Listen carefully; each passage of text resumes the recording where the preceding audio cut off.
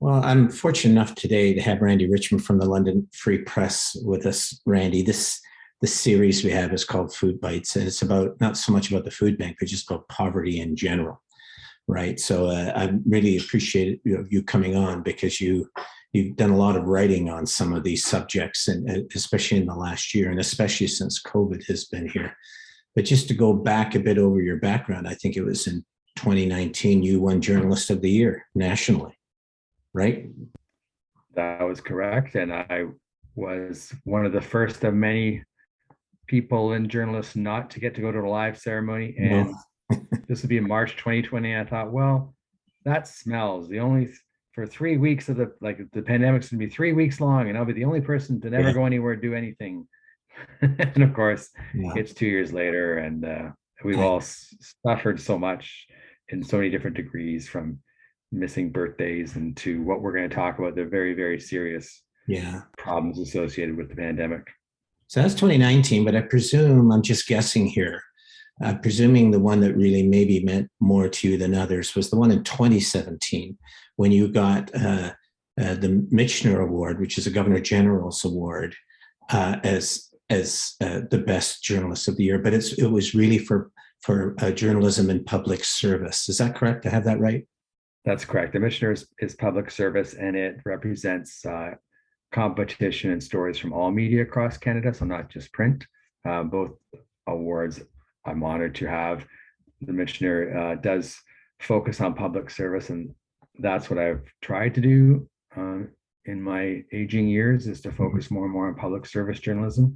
Yeah. And yeah, so both great honors. And, you know, as we've seen, the pandemic has made accurate and fair journalism even more important than ever. Yeah. I think too, when people think of a journalist, they think of somebody who's got a beat, right? That they're given a story, they go out and they cover it, and they come back, and tomorrow they're given another story and they go out and cover that.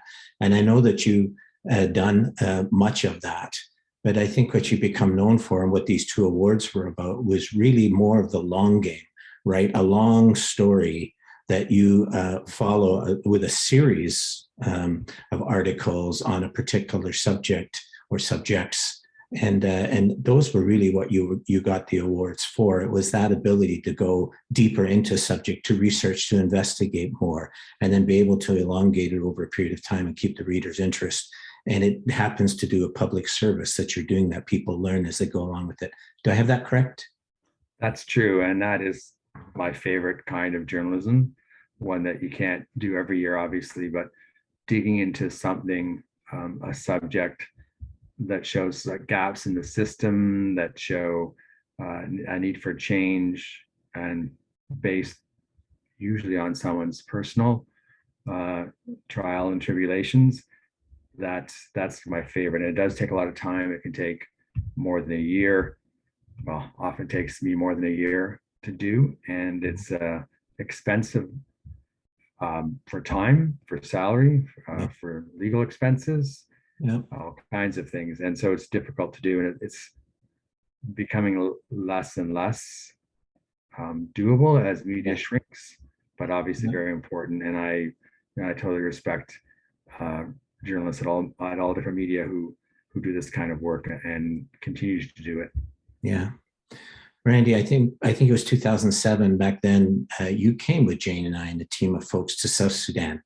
I think it was a great trip, but there the whole idea was really poverty is pretty extreme there, and Jane and I, who'd been working there for a number of years to build schools and help with women's programs, especially.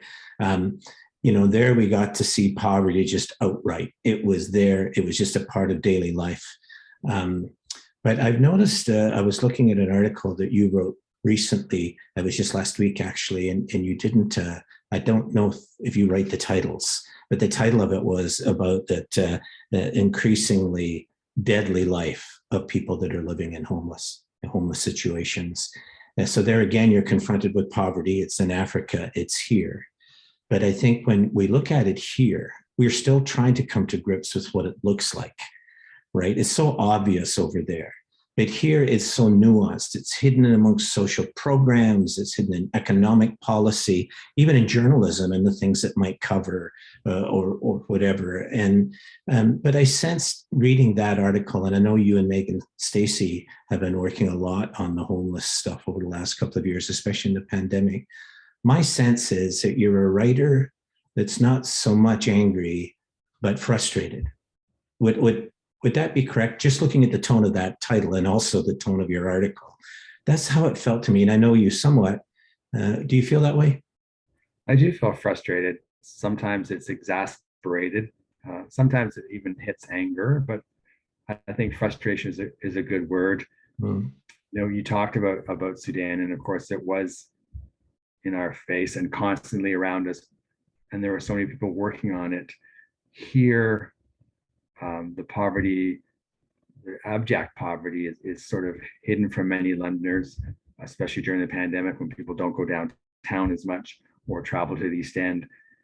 And I think that, but the frustration I find here is it's just been going on for a long time and it's getting worse. There are more deaths than ever for people living on the street and experiencing homelessness. And I know there's many factors that lead to homelessness and continue homelessness. And all levels of government have responsibilities and organizations have responsibilities. But and I'm frustrated because locally, we seem to be failing. Now, there's no other better word for it. People are dying, as I said, record numbers. So obviously we're failing. And so something's happening locally that's not working. And it could be any number of things. It could be lack of cooperation. It could be lack of funding. It could be that we're not shouting enough, all of us, about this. But yeah, you're right. The frustration is coming through. And, I want to, there's a caveat here, though. There are many, many people here and elsewhere in the province working really hard. And I'm talking in organizations, in municipalities. So my frustration isn't so much with individuals, but with how we have become perhaps, well, I know what we've become, but it's not working. Whatever we're doing isn't working. Yeah. And Randy, why did you choose the subject of homelessness as something that you wanted to pursue over a lengthier period of time? What made you make that choice? It wasn't a conscious decision a few years ago or many years ago to choose, I'm going to work on homelessness. It was because I met fascinating, resilient people who were struggling with it. And they impressed me with their honesty and their humor and their courage and their despair as well. This goes way back. I mean, my very, very first story in London, anyways, on someone who was homeless goes back to 2000, 2001, when I followed a woman named Karen Wilson, a Londoner, around the streets of Toronto and London for a while. And, she had addiction, and she had a lot of challenges, and she slept on a grate in downtown Toronto. But she was such a creative, wonderful human being. And, I think that started me on this road to, well, who are the people that we walk by in the street? Who are these people? And so with many of my stories, including the big long ones, it always starts off with a person. I'm not a great data journalist or anything like that. I don't scrape data. I don't know how to use Excel very well, but these people, their stories resonate with me. So I tell them. That's why I started getting into homelessness in London. And then it just seems to have gotten worse over the last 4 or 5 years, or the people who are struggling the most have fallen farther. And I think that has led me to start working more and more on it. I mean, I have the backing of our editors and colleagues there, and all of us in the newsroom recognize that this is a problem in London, and the old ways of doing things just aren't working. So that's just me. It's every one of us in that newsroom, and I know in other newsrooms in the city are concerned about it. I just happen to have the time and the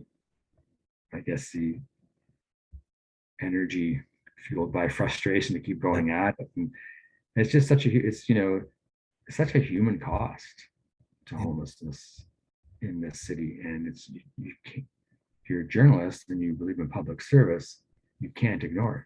No, I think too, though, that when you look at homelessness, there's actually different cohorts, if I can use that word, in homelessness, right? There's some in shelters and all over the place, but the ones that you've been concentrating a lot on lately are those that are really the most marginalized, those that are living in forests or different places in London, and they've had quite a saga in the last few years. And we, in the last, I would say 10 years, we have noticed in London, every city is the same across the country, that somehow we're seeing more and more people in those kind of situations. They might be in the street trying to get some money from somebody, or they might just be living down by the river or whatever it is. But it does seem to me that that particular group is the most marginalized, the one that's kind of the most out of reach. But they're also probably the ones that are the least understood, because of those kind of situations, to have people that even understand them. If they're part of an agency or in a shelter, there's something there where they, it's not easy living in a shelter either. I think that's really difficult. But the point is, when you're living out there on your own and you're really marginalized in the community, and then COVID hits, right? And the whole community, I think, I was expecting the community to kind of withdraw from those kind of things as it concentrated on its own problems. But that, in fact, in many ways was not happening. At the food bank, for instance, the amount of public engagement at the food bank almost doubled during the course of that. We ended up with 2,000 volunteers where we used to have 1,000, right? And the homeless lunch program that we worked on with 509 Pursuit, the city, and also with the convention center, I wondered how that would go when we first started it. The public just poured out in support of it. So I guess what I'm trying to ask you is, you're trying to put a human face on folks like this, and it's a nuanced one, and I realize it's difficult to write about. But it did seem to me, at least in the first year of COVID, that the public was responding to that. It seemed to me that there was kind of an empathy that was growing that didn't have all the previous judgments to homelessness. Did you sense that? Yeah, I did. It was a fairly rapid and strong response. I can remember hearing people talk about in April 2020, when COVID had just basically hit, and there were people expressing concern about, what are we going to do with people who rely on services that are being cut? What are we going to do with all this? And so it did resonate with the public, and you could see that in food bank donations. You could see that in how donations to other organizations as well. And yeah, I do believe that the public immediately got the sense that there's these, people that were outside our offices, these people who we saw driving to the Western Fair Market. What's happening to them? I think people automatically had that connection and started to feel that, or knew right away there's going to be a problem. I mean, we can talk about this, but I'm pretty sure that awareness has not lasted. Perhaps because of the length of the pandemic, because we're all in our own homes, a lot of us in our own homes working, we don't go out as much, or we're just tired. We're tired and we're worried about our own selves and our own lives, and justifiably. But I think that public awareness has been strong. I know that there's organizations like the food bank that continue to get donations and support. I'm not so sure all efforts are getting that kind of public support. Yeah, I think that's true. I also think that when COVID first hit, we were all just adapting, right? We were responding to the challenges that were there. But I think that there was a sense that, whoa, this is a real problem. We were all feeling for one another as a community at that point, and people responded. But I do think they thought at the time of the response that this was going to lead to something. And I think that's part of the reason why they were donating. I think that, yes, they wanted to help people, but boy, if the system is creating this kind of fallout that's from it, then COVID is going to help us to pull these things together so it doesn't happen again. So I think even back then, a year ago, a bunch of us were talking about, well, we've got a year to prepare. Let's not let this happen again. Let's find out what the solutions are, so on and so forth. And it has happened again. And now I think people, and I know this because I talked to a number of donors, they're discouraged by that aspect of it, the lack of a solution. Whereas before, when they gave, yes, they wanted to help people in their difficulties, but also if their giving could lead to a better solution, they were glad to do that. The food bank ended up giving, as you know, $1 million towards the homeless lunches to all the different groups that were out there. But here we are again doing the same thing as a food bank. So I'm wondering how, as a writer, as somebody who's a chronicler of this community story and what we're going through, and you've been on it for a while, is your sense of frustration partly about that? I presume it is. I think you've hinted at that. The whole idea that we talked about solutions a year ago, we're talking about it again this year, but we don't seem any closer to it. No, and you're right. I mean, you don't even hear anymore. Last year, you used to hear, I don't know the phrase, it's a social service or crisis phrase. In a crisis, there's an opportunity to change things permanently. And we all talked about that last year. And we all thought that you're right. We all lots of groups came together, and there were tables, as they called them, of people together, and they were working on long-term solutions. And then another year goes by, and even don't even have short-term solutions. I mean, another winter comes, and everybody's scrambling to help the homeless people who live on the street get through the winter. And meanwhile, there's not a long-term plan. I know the city hall is trying to create a long-term plan. But they're limited by money, and they're limited by funds, and they don't know if the funds they have to support people now are going to continue, and how long they'll continue with the funds from other levels of government. But we don't have that. It's true. I think there is disappointment. I think I'm disappointed that there's no gathering solution. There have been some reports that come out. There have been some recommendations, but there's no sort of rallying cry. There's no network that is working openly, transparently, at least that I can see, to solve these problems and have long-term solutions. Yeah. There will be some long-term solutions because we are, intelligent people will come up with some, but I don't know. It's hard to explain, but you're right about that feeling. I don't see that result that we expected. You're right. In the first 3 months, it was like, this is a war and we're going to win. Yeah, exactly. Like now, this is our opportunity. This crisis is our opportunity to change systems. Now we haven't changed any systems or moved toward changing any systems, and the system we have is not working any better, or maybe even worse than it was before. Yeah, I understand federal policies a bit around poverty, and also provincial ones less so, but I do see some of that there. But I don't know what a city does. I mean, their only way that they can really raise funds is either through property taxes, right, or appropriations that are sent out from provincial or federal governments for various the different levels of all sorts of different things. So in order to really build affordable housing, for instance, that's probably the most important thing that you would, and most expensive thing that you would have to take on as a civic government, but you don't have the funds to be able to do it. So you need to be able to effectively manage that with the provincial and senior levels of government. And if that is happening to a certain degree, that is great, but it doesn't seem to be happening at a high enough level, or with an abundance of resources that can overcome these problems, not just in London, but other cities across the country. Homelessness has become kind of an epidemic all of its own. But the homelessness isn't happening in Queen's Park or in the Parliament buildings. It's happening in our communities, and our communities have very little in the way of opportunity to be able to raise funds to address those problems. Do you sense that when you interview people? I do, and I sense his frustration at City Hall with some of the Free Press stories, because we're trying to write about what they can and can't do, and what they can do is shelter and some services and some supports. But again, they don't have the money that they need necessarily. I believe there's creative solutions that can happen. There's cooperation among organizations that can happen. There's all kinds of ways that we can improve the situation in London.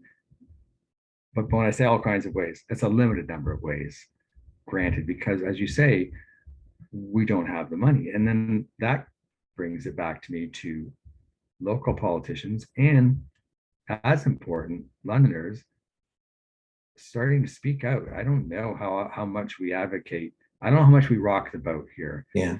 For other levels of government, I don't know how much our politicians do it. I don't think they do enough. Otherwise, we'd have more money for homelessness.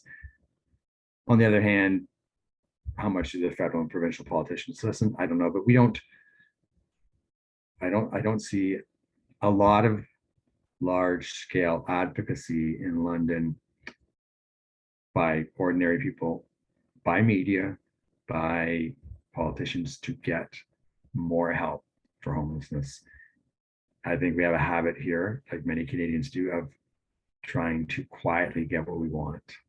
And we're not getting what we want. We're not getting what we need, that's for sure. Yeah. Are you saying, because this is how I feel, are you saying that if you take away the other two jurisdictions, the province and the feds, and we know then that we're really up against it as a city, as all cities in Canada are, but are you saying that there is a lack of an overall comprehensive way of dealing with it as people in the city, voters, citizens, businesses, agencies, the city itself? Is that what you're saying, is that each group is out there doing its bit, like the food bank, like the winter shelter thing, all that stuff? They're all out there doing their best to try to make it work, but there doesn't seem to be a blueprint, a kind of overall path ahead that involves all of those different groups and dimensions coming together and working on a plan. Is that what you're saying, or are you saying something else? No, that is what that's what I'm saying. That's what I feel. I don't know for sure. I know there are groups that work together. I know there are, as I've called them, tables, which is a social service term. Mm-hmm. People are always sitting at different tables. Yeah. And I know there's cooperation. I know that we can't have what we have without some cooperation. But you said the word blueprint, and a comprehensive blueprint involving everyone. That's what I expected to see out of last year. Last year, I expected to see it out of the recovery networks. I expected to see it out of the United Way's work on the mayor's task force, anti-poverty task force. I expected to see much more than I've seen. Yeah. And I expected, to feel, I expected to see that there'd be a coming together of groups. And I know that behind the scenes, there's lots that are doing it, but I also hear from social service agency people and organizations that, yes, there's cooperation, but there's still some silos.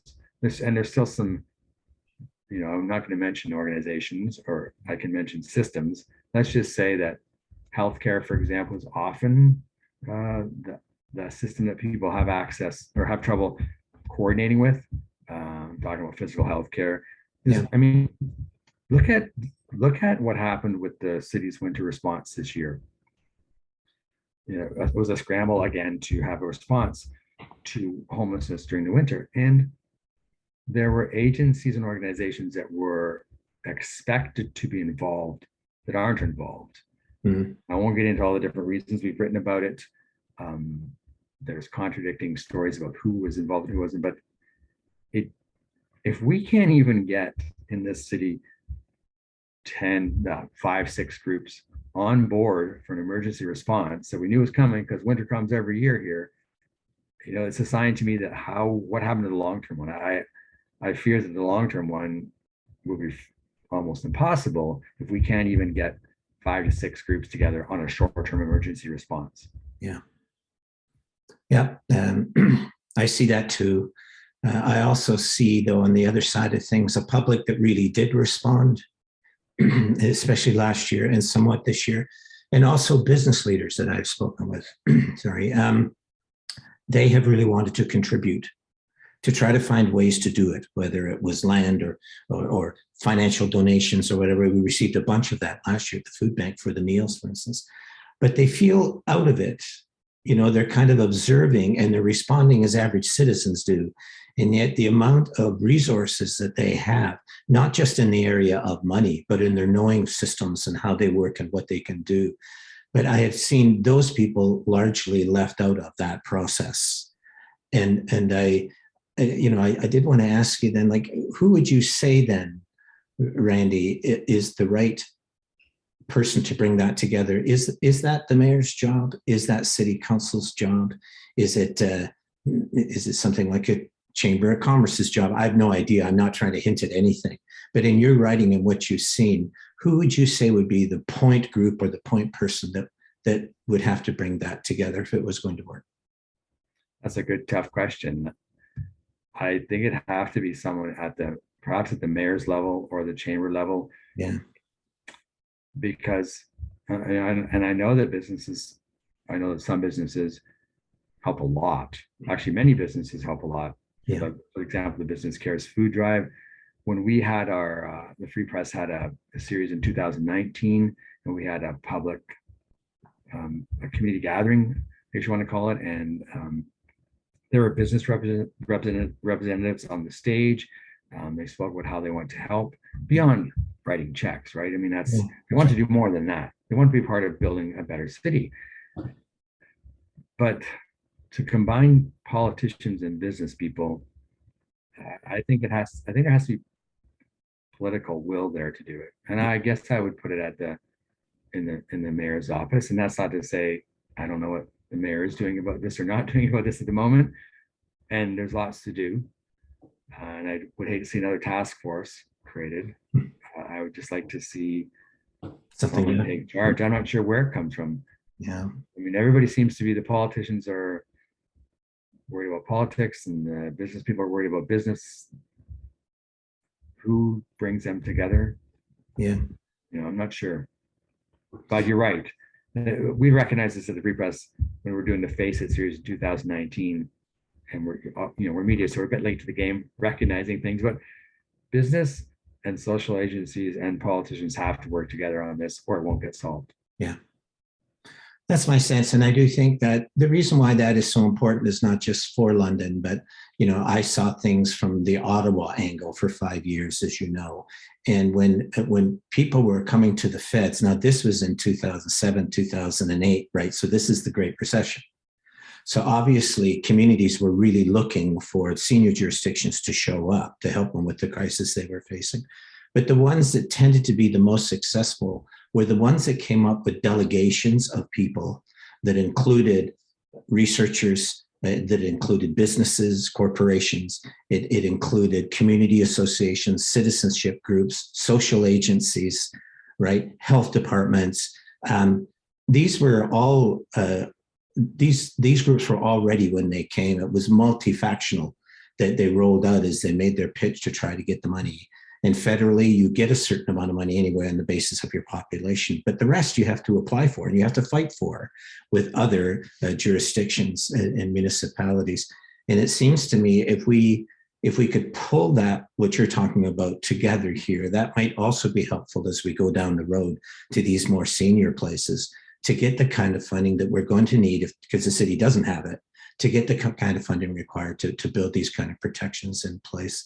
That's just kind of the way I see it. We have to find a way to pull all that together. I just don't know how. You mentioned something interesting there, which I haven't talked about, and is the research element. In London, post-secondary institutions have done some great research on for example, the discharging into homelessness research that Dr. Cheryl Forchuk has done. Yeah. So we have great research, and it's very practical research. And I know that some of that research has helped change things here, and incrementally in some ways, in larger scale ways. For example, a research on homeless veterans has helped ease that a lot, right? We're doing a far better job than other places there. So again, and I'm not sure how much they're involved with the business, with the social services, with the community organizations. I know that when the research is presented in London, the presentations often gather, because I'm on these Zoom calls, hundreds of community organization representatives, because they're anxious to know how to make things better, which is a great sign. I don't know how long I don't know if that's sustained or not, but you're right. And from what you're saying is, did you see that much from London? Do we have that reputation of coming with a giant large scale plan like that? Hey, I'm interviewing you for the first time in our 20-year relationship, and you're asking me the question. I will say personally, just know I didn't see that kind of comprehensive approach to it. I did see people from London coming up, mayors and others. It was great. And they were hosted and stuff, but the comprehensive approach of all of those groups coming together was something that was very rare, if at all. Yeah, I can see that. And, many, many years ago, the Free Press did a series called What's London? And, we came up with the idea of islands in London, the academic island, the healthcare island. We're basically a series of islands. And I think it's improved, but I still think there's some of that there that, that prevents us from the collaboration we need. And, I'm not saying it's not easy to collaborate. You must know this. You're, co-director of a food bank. Collaboration takes putting aside egos and putting aside, territorialism, and putting aside sometimes fighting for funding, because I know that organizations are always fighting for this from the same pot. And, when you're trying to survive and help people your way, it might be difficult to sometimes put aside that need to get money. So it's not easy, but obviously other jurisdictions are doing it, are being creative. I always hear that there's places that have solved homelessness, which I always take with a grain of salt. But obviously other jurisdictions are doing better than we are. Yeah. It seems to me it must be difficult to do the amount of work that you and Megan and others have done. I mean, I think the media has done a great job overall in London about talking about the homeless thing. But you look at it thinking that, okay, we'll disclose these problems. We'll tell the human stories of the costs of what people are going through. Also, the valor, the ability of these people to manage their lives day by day, despite all of the challenges that are there. It's a wonderful thing, but I presume part of the reason why you're writing and unfolding those things is because then you want people to see that and say, okay, then how do we fix that? You've inspired us, or you've troubled us about some of these things that have been oversights. And it must be very hard for you, I would presume, as it's been hard for many, including many at City Hall, I presume, that those solutions did not emerge to the degree in which we were able to find those solutions. It is, because I feel like I'm repeating myself for the past 2 or 3 years or more. And, to make it clear, I'm not the expert. I'm quoting advocates, and I'm raising questions in these stories, and I might be identifying gaps, but I'm not, and I might be having people suggest solutions. I'm definitely not an expert, but it gets tiresome to keep saying, that we don't have a plan, that we can't get this together, that, that harm reduction, for example, is an ideal we're supposed to believe in, but not everybody does. You talk about different cohorts of people who are homeless, and the people who are in the most need are the most difficult to find shelter and housing for. And so some people just can't, some organizations just can't or won't. And so, it's frustrating.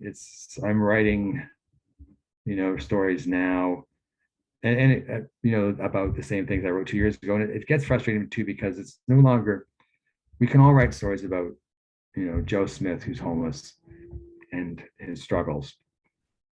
And they're stories that must continue to be told.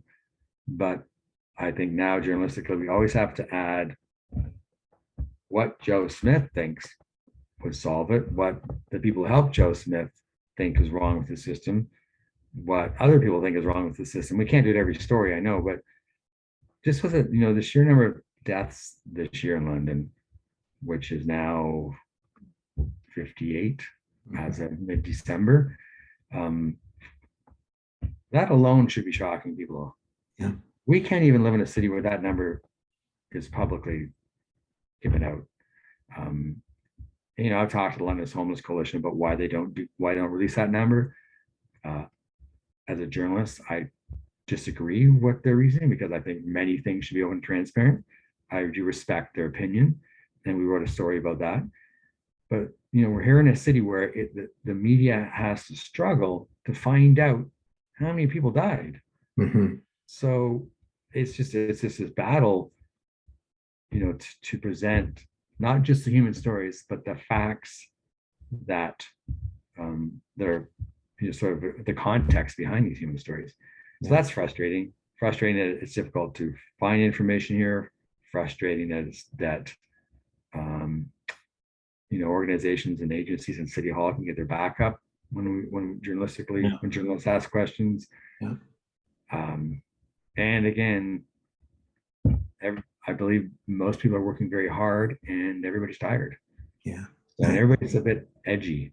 yeah. So, and I'm a bit on edge too, obviously. It's just, one of the very first things I wrote for the London Free Press back in 1999, I was hired as a copy editor, not a writer. I wanted to be a writer here. And I got a chance to write an analysis piece. And it started off with something like, what was it, Christmas? Uh, Christmas is, we care about the poor. It must be Christmas because we're thinking about the poor again. Yeah. And so that's what happens, right? We think about Christmas all the time. I think we're better than that now. I think London thinks about it more often, more frequently. Yeah. But I wrote that back in 1999 or so, and I'm still writing stories at Christmas, trying to get people to care. Yeah. Yeah. I can see that. Randy, when you, just to close off, can I ask you a personal question? When you first went, where did you go to school for journalism? I went to Carleton University in Ottawa. Yeah. So when you first went there, were you aware maybe that your career, or did you want a career that was going to be more about chronicling these longer term kind of issues, systemic issues? Or were you somebody who just went in to be journalism and write a story and the editor gave your story and you went and did it and then came back, got another one the next day? Did you even feel back then that this was the kind of journalism you wanted to do? I preferred right off the start, I preferred the longer term Yeah. feature writing.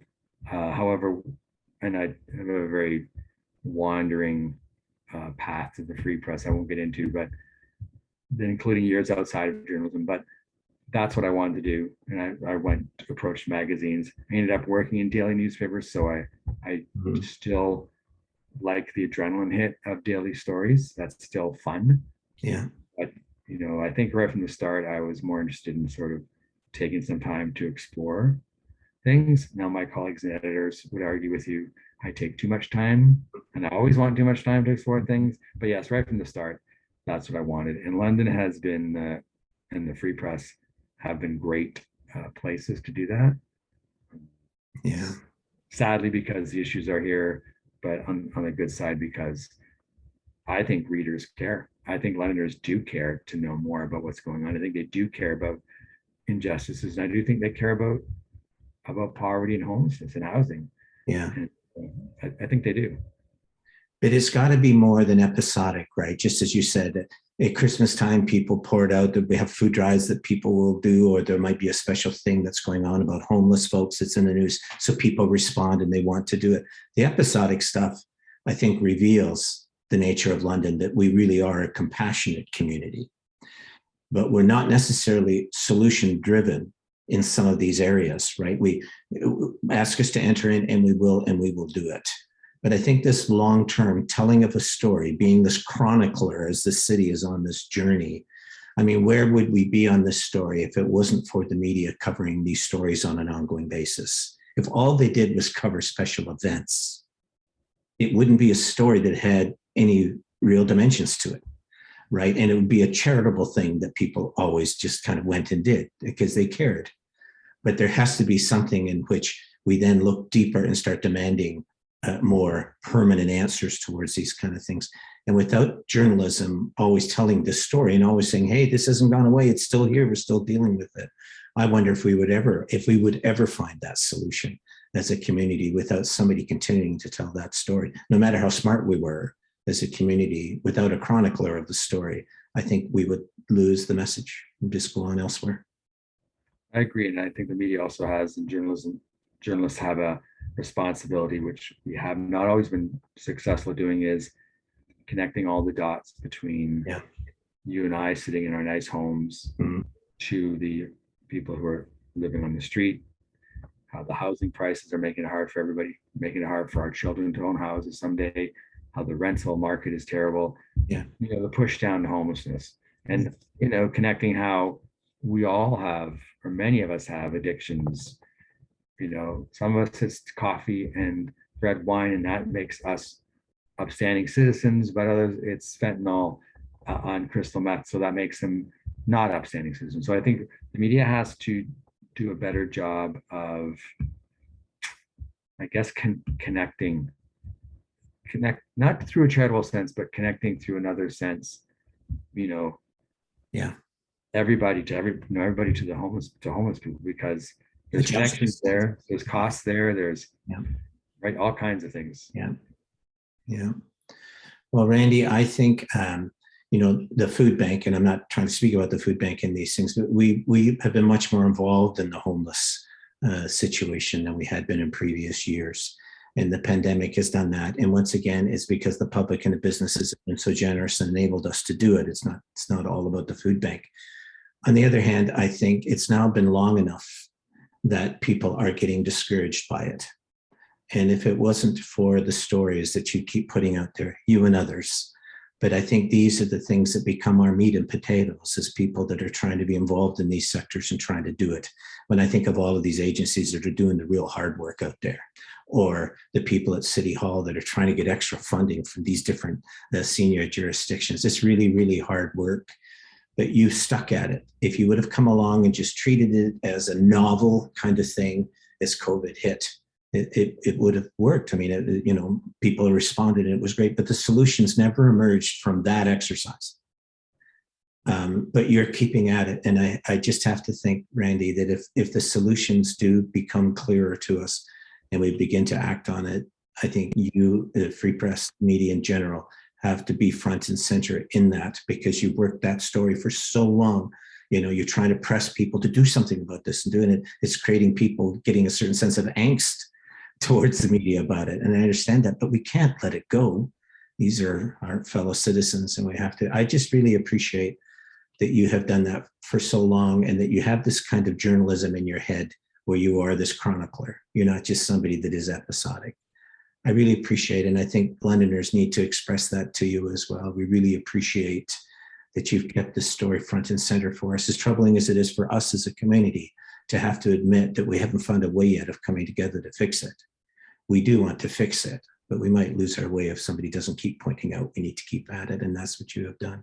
We really appreciate it, Randy. We do a lot. Well, thanks. Thank you. I'm not sure I want to conduct a poll to see how many people feel the same way you do, but it's good to hear nice words now and then. Journalists don't hear nice words very often anymore. Who does, right, on social media? And I think, trying to be a little nicer to everyone would probably help everybody right now. Yeah. So thank you. I really appreciate it. Thanks, Randy. And here's hoping that, 2022 might come up with some of those solutions. So I really appreciate you doing this for us. Thanks. You're welcome. Thank you.